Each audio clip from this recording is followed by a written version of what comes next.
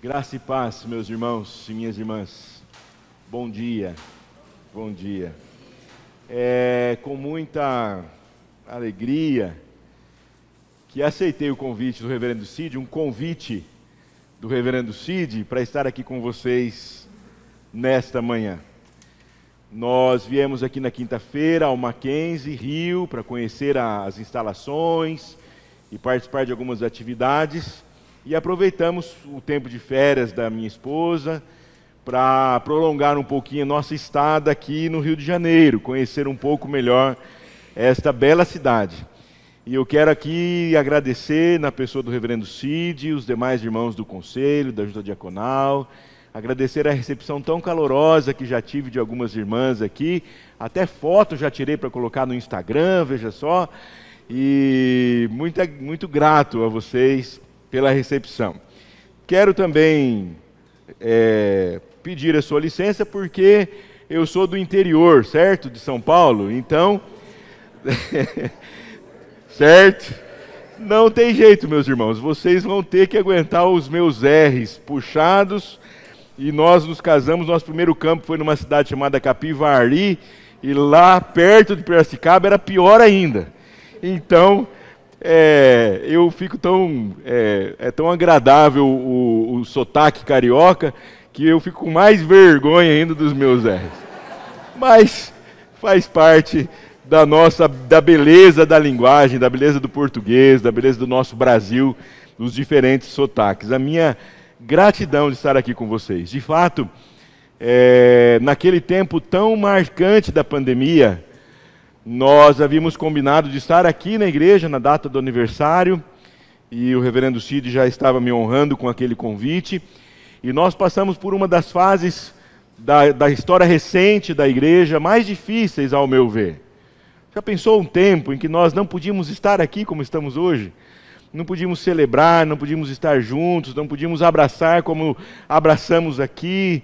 Tínhamos que, com a graça de Deus, usar os recursos tecnológicos que temos, graças a Deus, mas distantes uns dos outros. E ali, então, nós preparamos uma mensagem de gratidão ao Senhor pelo aniversário desta igreja, e lá o Reverendo Cid já estendeu o convite para que um dia nós pudéssemos estar aqui presencialmente. Minha profunda gratidão a vocês e minha alegria de estar na presença de Deus com vocês nesta manhã. Muito feliz, muito contente, e de ver a alegria também de participar deste culto que vocês têm apresentado. Passo a ler o texto da palavra de Deus, que se encontra no Salmo 84. Salmo 84. Quando o Reverendo Cid trouxe à memória aquele tempo em que nós estivemos afastados, lembrei-me deste salmo, cujo título aqui na Almeida Revista Atualizada é Saudades do Templo. Salmo 84, ao mestre de canto, segundo a melodia Os Lagares, Salmo dos filhos de Corá. Quão amáveis são os teus tabernáculos, Senhor dos exércitos. A minha alma suspira e desfalece pelos átrios do Senhor. O meu coração e a minha carne exultam pelo Deus vivo. O pardal encontrou casa, e a andorinha ninho para si, onde acolha os seus filhotes. Eu, os teus altares, Senhor dos exércitos, Rei meu e Deus meu. Bem-aventurados os que habitam em tua casa, louvam-te perpetuamente. Bem-aventurado o homem cuja força está em ti, em cujo coração se encontram os caminhos aplanados, o qual, passando pelo vale árido, faz dele um manancial de bênçãos, o cobre a primeira chuva. Vão indo de força em força, cada um deles aparece diante de Deus em Sião. Senhor, Deus dos exércitos, escuta-me a oração, presta ouvidos, ó Deus de Jacó. olha, ó Deus, escudo nosso, e contempla o rosto do teu ungido, pois um dia nos teus átrios vale mais que 1000. Prefiro estar à porta da casa do meu Deus a permanecer nas tendas da perversidade, porque o Senhor Deus é sol e escudo. O Senhor dá graça e glória. Nenhum bem sonega aos que andam retamente. Ó Senhor dos exércitos, feliz o homem que em ti confia.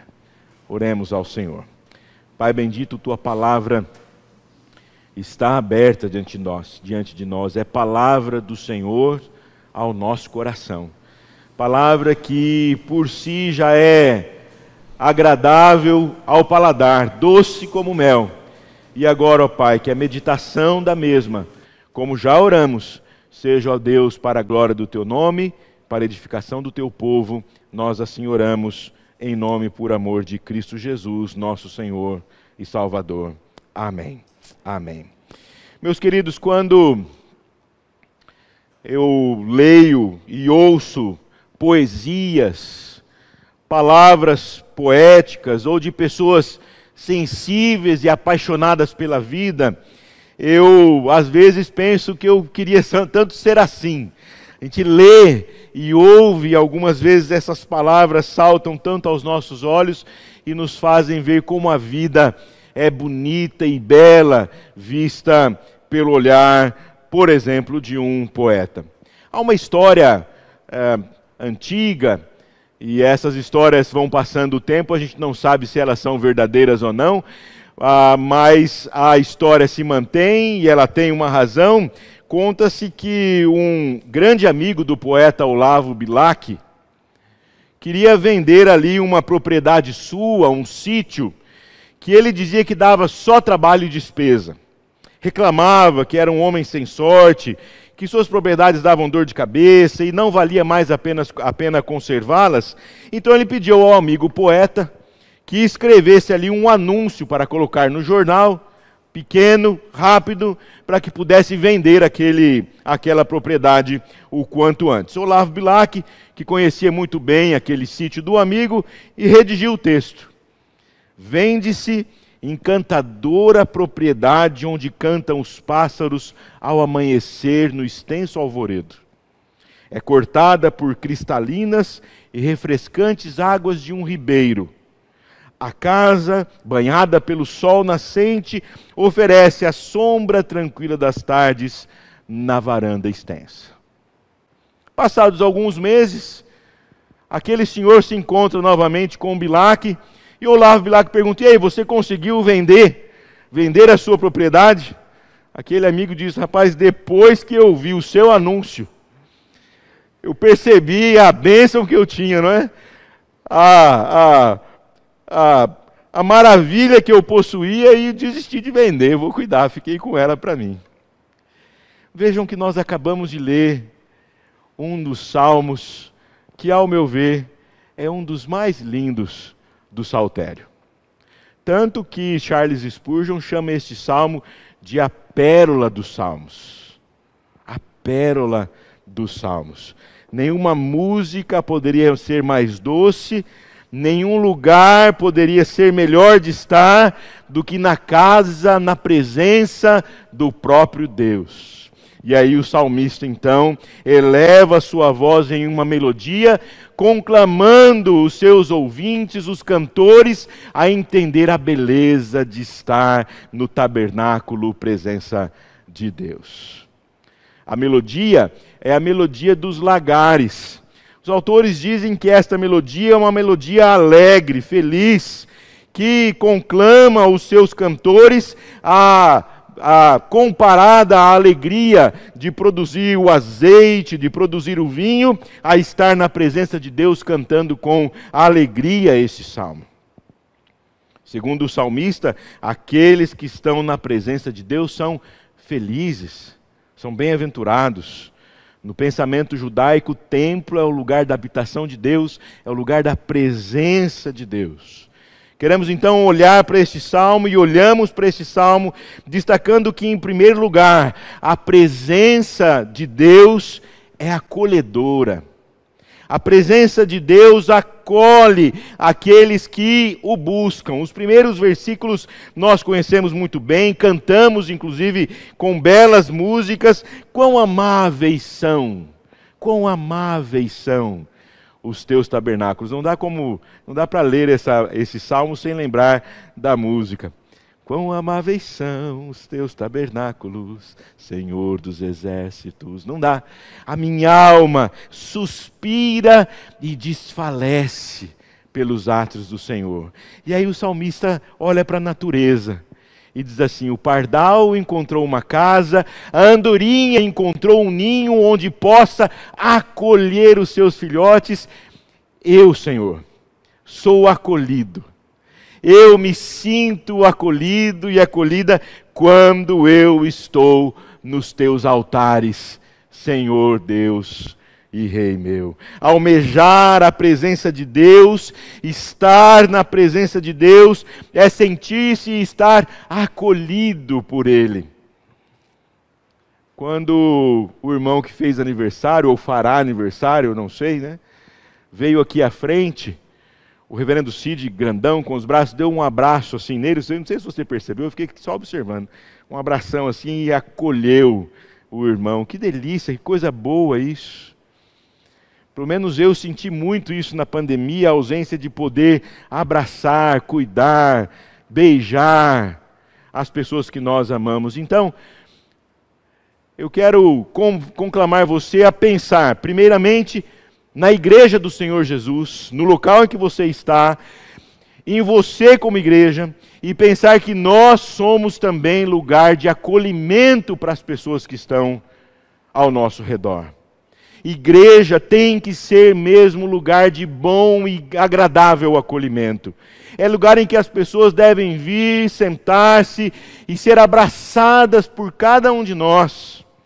Que elas se sintam bem em nosso meio e saiam daqui dizendo: como foi bom, que gostoso, que agradável estar na casa do Senhor e ser recebido pelos seus como alguém que é acolhido pelo próprio Deus. Assim, o Senhor Jesus Cristo, quando olhou para Jerusalém, numa palavra difícil, muito dura, mas ao mesmo tempo uma palavra que chama a nossa atenção, ele olhou para Jerusalém e disse: Jerusalém, Jerusalém, que matas os profetas e apedrejas os que te foram enviados. Quantas vezes quis reunir os teus filhos, como a galinha ajunta os seus pintinhos debaixo das suas asas, e não o quiseste. Não sei se você já viu isso, mas a gente que é do interior já viu bastante.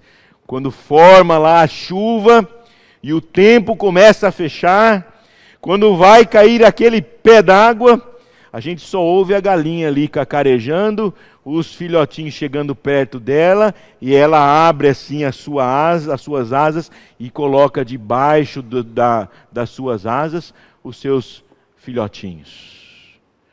Assim o Senhor Deus faz e quer fazer com cada um de nós, quando nós estamos na sua presença. Ele quer nos acolher, e Ele o faz, porque a presença de Deus é acolhedora.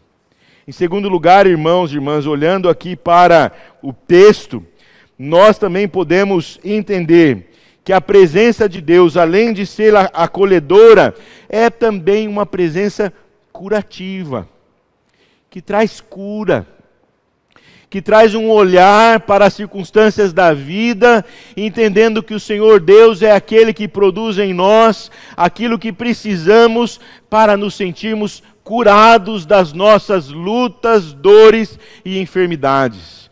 Vejam, os versículos 5 a 7, especialmente esses versículos, falam-nos de um solo, de um terreno árido.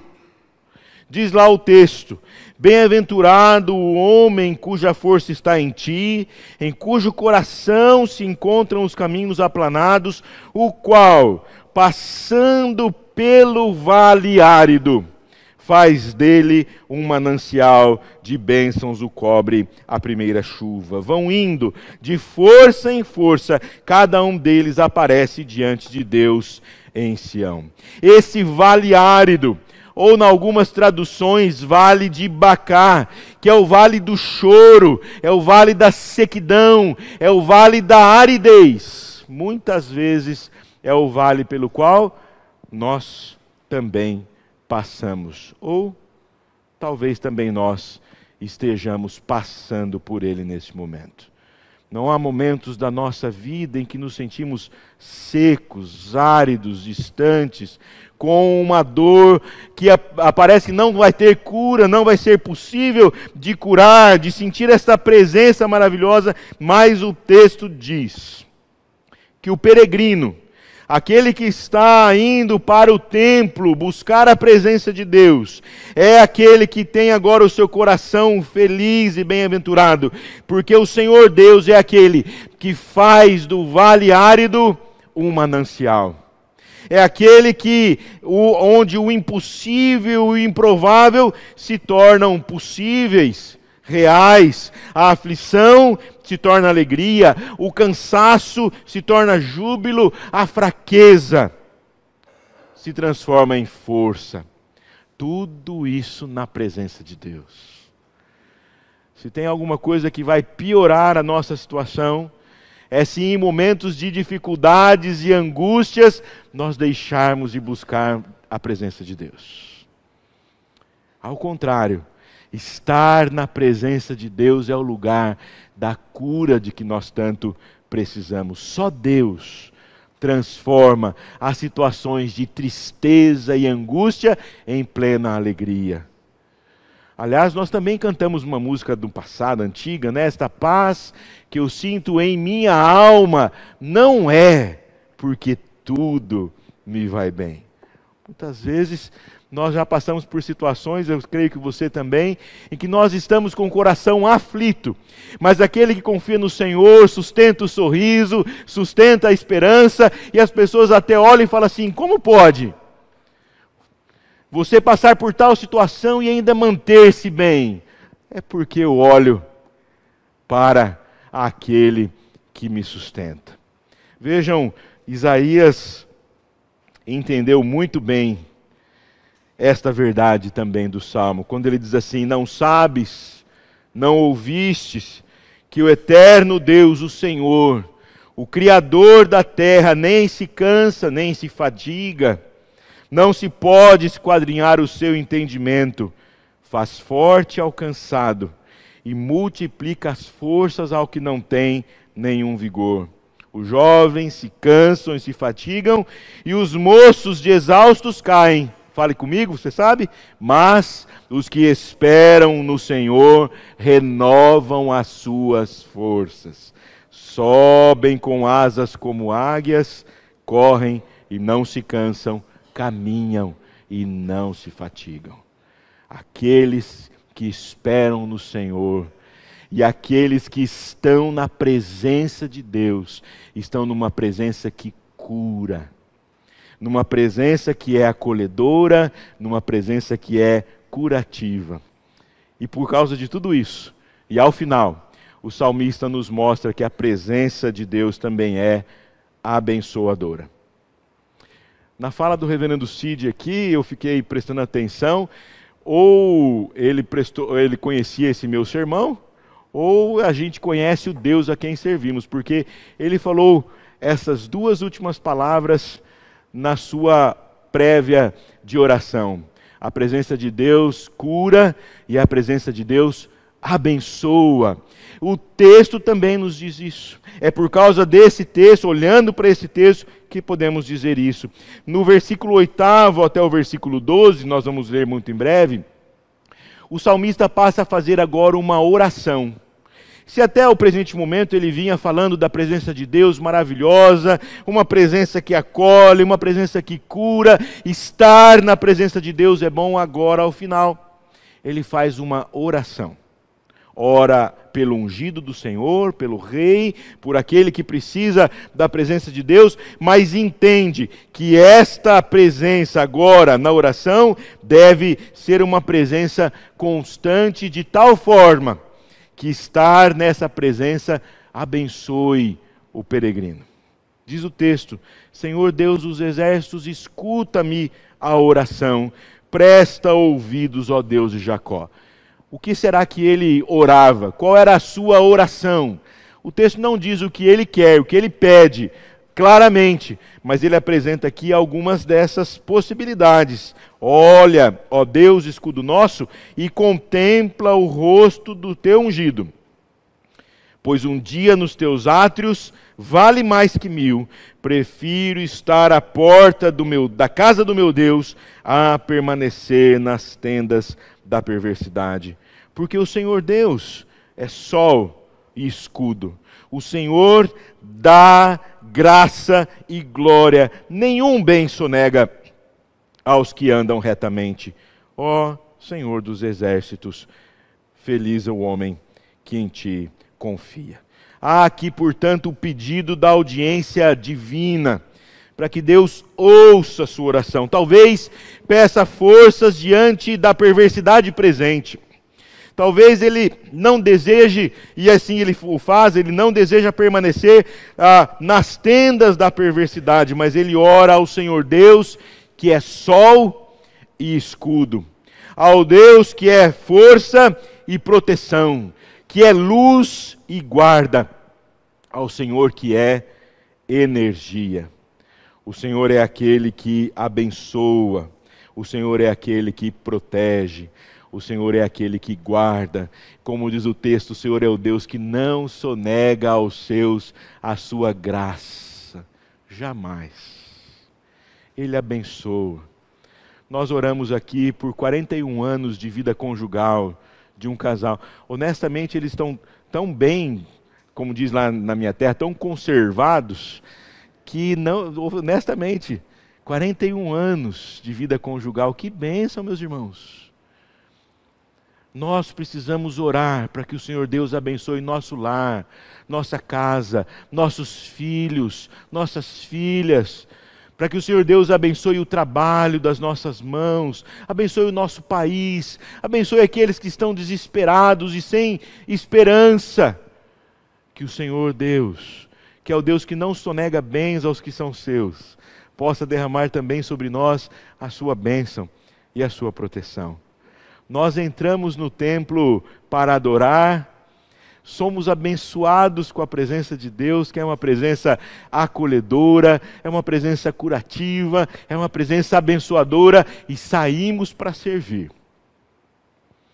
Saímos para levar exatamente a presença de Deus onde Deus está, onde Deus nos leva para estar. Mas, irmãos e irmãs, eu quero lembrá-los que o Senhor Jesus Cristo, na leitura do Evangelho segundo João, quando diz lá que Ele habitou entre nós, cheio de graça e de verdade, nós temos a certeza de que Cristo Jesus é o tabernáculo de Deus presente entre nós.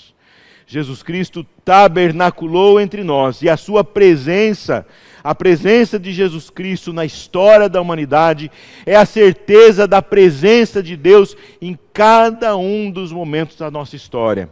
Vir ao templo é bom, participar do culto é necessário, mas nós temos a certeza da presença de Deus conosco em todo e qualquer lugar em que estamos.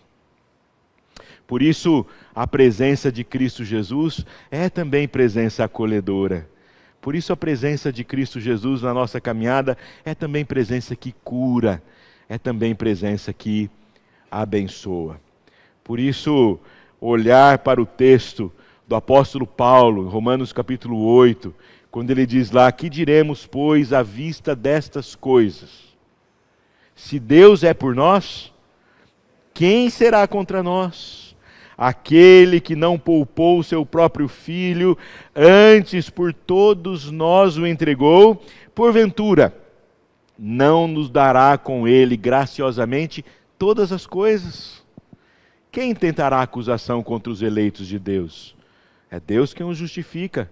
Quem os condenará? É Cristo Jesus quem morreu, ou antes quem ressuscitou, o qual está à direita de Deus Pai e intercede também por nós. Quem nos separará do amor de Cristo? Será a tribulação, angústia, perseguição, fome, nudez, perigo, espada? Como está escrito, por amor de ti, somos entregues à morte o dia todo. Fomos considerados como ovelhas para o matadouro. Em todas estas coisas, porém, somos mais que vencedores por meio daquele que nos amou. E tenha a mesma certeza do apóstolo Paulo, porque estou bem certo de que nem a morte, nem a vida, nem os anjos, nem os principados, nem as coisas do presente ou do porvir, nem poderes, altura, profundidade, nem qualquer outra criatura poderá separar-nos do amor de Deus que está em Cristo Jesus. Em Cristo nós somos acolhidos, em Cristo somos curados, em Cristo somos e permanecemos abençoados. Que o Senhor Deus nos proteja, nos guarde e nos edifique para a glória do seu nome. Amém. Amém.